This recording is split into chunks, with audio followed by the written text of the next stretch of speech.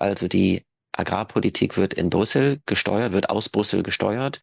Und dort kämpfen also Umweltverbände, progressive Politiker seit Jahrzehnten gegen eine übermächtige Lobby aus ähm, Lebensmittelindustrie und Bauernverbänden, die eben dafür sorgen, dass wir immer noch Billigschnitzel haben, was bei 1,99 pro 300 Gramm, 400, 500 Gramm nicht nachhaltig produziert sein kann.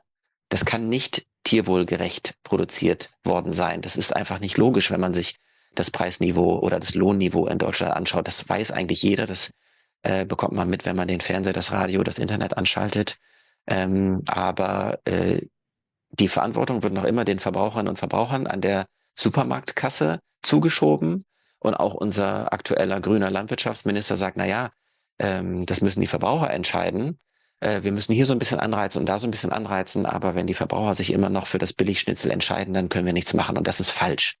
Denn die Verbraucher werden von Anfang an dazu erzogen,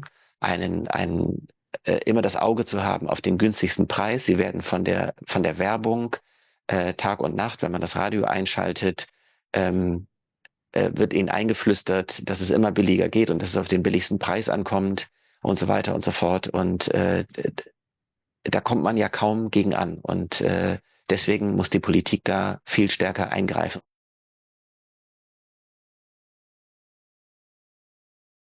Ja, die deutschen Behörden werden im Umweltschutz und Naturschutz systematisch kaputt gespart. Der politische Wille zum Natur- und Umweltschutz fehlt an ganz, ganz vielen Orten und auch bei unseren hohen politischen Entscheidern. Ganz egal, welche Farbe die Partei hat, dort fehlt der politische Wille, Umwelt- und Naturschutz und Artenschutz wirklich durchzusetzen. Da darf sich keiner wundern über ein Insektensterben. Das haben wir alle gewusst. Das hat sich seit langer, langer Zeit angedeutet. Und das war Wissenschaftlerinnen und Wissenschaftlern seit langem klar, was dort passiert. Wir haben Pestizidauswaschungen in den Gewässern. Ähm, und trotzdem sind noch immer die Landwirtschaftskammern, also die beratenden Behörden für die Landwirtschaft, dafür zuständig, das Ganze zu überprüfen. Es gibt also keine unabhängiges Kontrollinstitut oder so etwas.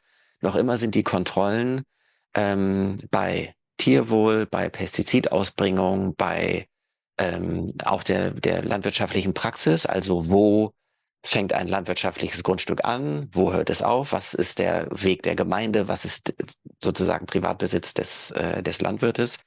Diese ganzen Kontrollen finden in der Realität so gut wie gar nicht statt. Und da darf man sich nicht wundern, wenn die Landwirte, getrieben vom Preisdruck, ähm, ja, das geltende Recht also aus, ausweiten müssen und bis an den Rand des Erlaubten gehen müssen, um ja so profitabel sein zu können, wie es nur irgendwie geht.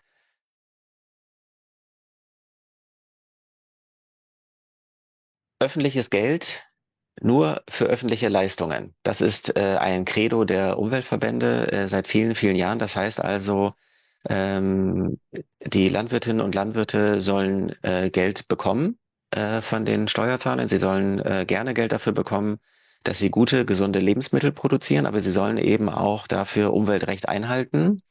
Sie sollen nicht so viel düngen, dass Nitratüberschüsse im Grundwasser landen. Sie sollen die Tiere tierwohlgerecht halten, also ohne Tierquälerei. Und sie sollen dafür sorgen, dass Hecken stehen bleiben, dass Zwischenfrüchte angebaut werden, dass die Gewässer frei sind von Pestizidauswaschungen und solchen Dingen. Das sind die Forderungen der Umweltverbände seit vielen, vielen Jahren. Und damit ist eben gemeint öffentliches Geld, also unsere Steuern, unsere Subventionen, nur für öffentliche Leistungen, also Leistungen, die die Landwirte erbringen, die der Allgemeinheit auch wieder zugutekommen.